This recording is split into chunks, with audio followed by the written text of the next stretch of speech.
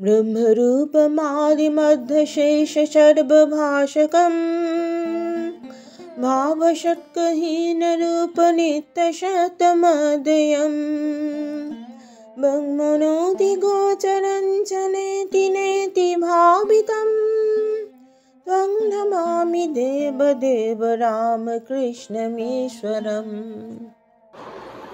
আমার এই চ্যানেলে আপনাদের সকলকে স্বাগত। শ্রী শ্রী ঠাকুর রামকৃষ্ণ পরমহংসদেব, শ্রী শ্রী মা এবং স্বামী বিবেকানন্দকে সশ্রদ্ধ প্রণাম জানিয়ে শ্রীমকথিত শ্রী শ্রী রামকৃষ্ণ কথামৃত থেকে পরবর্তী অংশ পাঠ করে শোনাচ্ছি। শ্রীরামকৃষ্ণ সহাস্যে মহিমার প্রতি। এখানে জাহাজ এসে উপস্থিত, সকলের হাস্য। এমন জায়গায় ডিঙি টিঙি আসতে পারে, এ যে একেবারে জাহাজ। তবে একটা কথা আছে, এটা আষাঢ় মাস। মহিমাচরণের সঙ্গে অনেক কথাবার্তা হইতেছে। শ্রীরামকৃষ্ণ মহিমার প্রতি। আচ্ছা, লোককে খাওয়ানো একরকম তাঁরই সেবা করা, কি বলো? সব জীবনের ভিতরেই তিনি আছেন, তিনি অগ্নিরূপে রয়েছেন।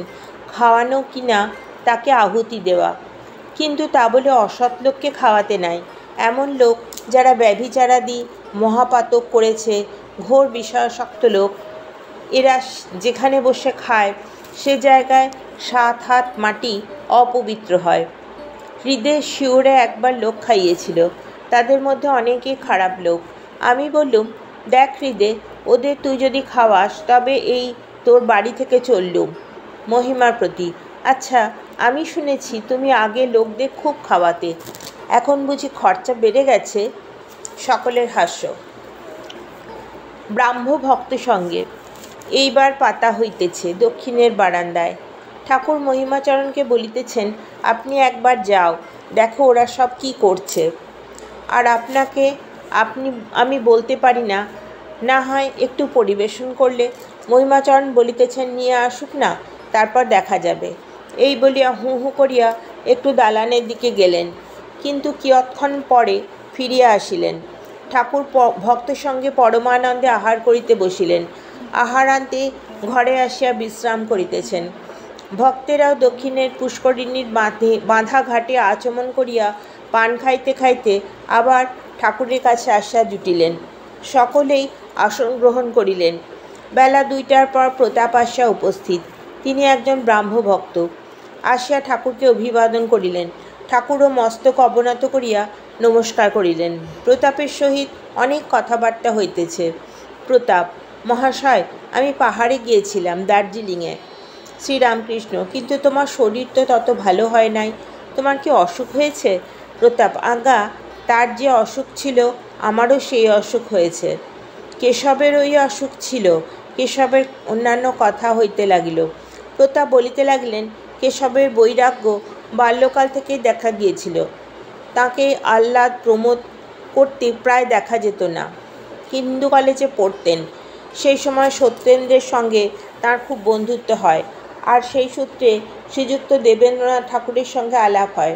কেশবের দুইই ছিল, যোগও ছিল, ভক্তিও ছিল। সময় সময় তার ভক্তির এত উচ্ছ্বাস হতো যে মাঝে মাঝে মূর্ছা যেত। গৃহস্থদের ভিতর ধর্ম আনা তাঁর জীবনের প্রধান উদ্দেশ্য ছিল।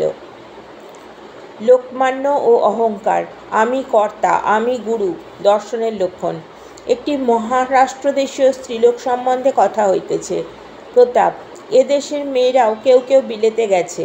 একটি মহারাষ্ট্র দেশের মেয়ে খুব পণ্ডিত, বিলেতে গিয়েছিল। তিনি কিন্তু খ্রিস্টান হয়েছেন। মহাশয়, কি তার নাম শুনেছেন? শ্রীরামকৃষ্ণ, না, তবে তোমার মুখে যা শুনলুম তাতে বোধ হচ্ছে তার লোকমান্য হবার ইচ্ছা। এরূপ অহংকার ভালো নয়। আমি করছি, এটি অজ্ঞান থেকে হয়। হে ঈশ্বর, তুমি করছো, এইটি জ্ঞান। ঈশ্বরই কর্তা আর সব অকর্তা। আমি করলে যে কত দুর্গতি হয়, বাছুরের অবস্থা ভাবলে বুঝতে পারবে। বাছুর হাম্মা আমি করে, তার দুর্গতি দেখো। হয়তো সকাল থেকে সন্ধে পর্যন্ত লাঙল টানতে হচ্ছে, রোদ নাই, বৃষ্টি নাই, হয়তো কষাই কেটে ফেললে মাংসগুলো লোকে খাবে, ছালটা চামড়া হবে, সেই চামড়ায় জুতো, এইসব তৈয়ার ঢাক হবে, লোকে তার উপর পা দিয়ে চলে যাবে। তাতেও দুর্গতি শেষ হয় না। চামড়ায় ঢাক তৈয়ার হয়, আর ঢাকের কাঠি দিয়া অনবরত চামড়ার উপর আঘাত করে। অবশেষে কিনা নাড়ি ভুঁড়িগুলো দিয়ে তাঁত তৈয়ার করে। যখন ধুনুরির তাঁত তৈয়ার হয় তখন ধোনবার সময় তুহু তুহু বলে, আর হাম্মা হাম্মা বলে না। তুহু তুহু বললে তবেই নিস্তার, তবেই তার মুক্তি। কর্মক্ষেত্রে আর আসতে হয় না। জীবও যখন বলে, হে ঈশ্বর, আমি কর্তা নই, তুমিই কর্তা, আমি যন্ত্র, তুমি যন্ত্রী, তখনই জীবের সংসার যন্ত্রণা শেষ হয়, তখনই জীবের মুক্তি হয়, আর এই কর্মক্ষেত্রে আসতে হয় না। একজন ভক্ত, জীবের অহংকার কেমন করে যায়? শ্রীরামকৃষ্ণ, ঈশ্বরকে দর্শন না করলে অহংকার যায় না। যদি কারো অহংকার গিয়ে থাকে তার অবশ্যই ঈশ্বর দর্শন হয়েছে। একজন ভক্ত, মহাশয়, কেমন করে জানা যায় যে ঈশ্বর দর্শন হয়েছে? শ্রীরামকৃষ্ণ, ঈশ্বর দর্শনের লক্ষণ আছে। শ্রীমদ্ভগবতে আছে, যে ব্যক্তি ঈশ্বর দর্শন করেছে তার 4টি লক্ষণ হয়: বালকবধ, পিশাচবধ, জড়বধ, উন্মাদবধ। যার ঈশ্বর দর্শন হয়েছে তার বালকের স্বভাব হয়, সে ত্রিগুণাতীত, কোনো গুণের আঁট নেই।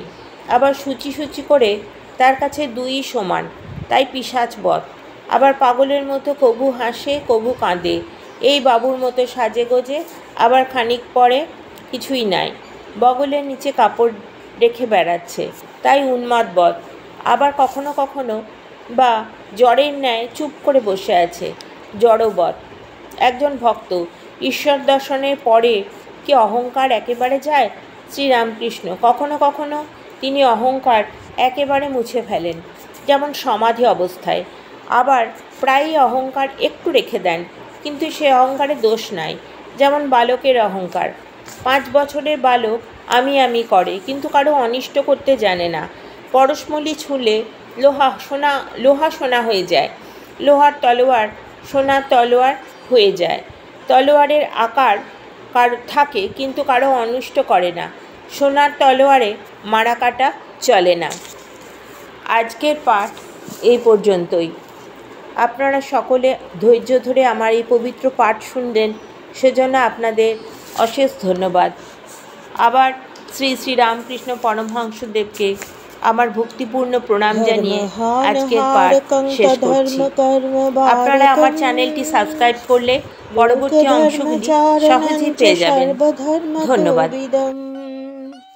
ত্যাগেহি সব্য নিত্য পাবনং কৃপাঙ্কজম ত্বং নমামি দেবদেব রামকৃষ্ণমীশ্বরম।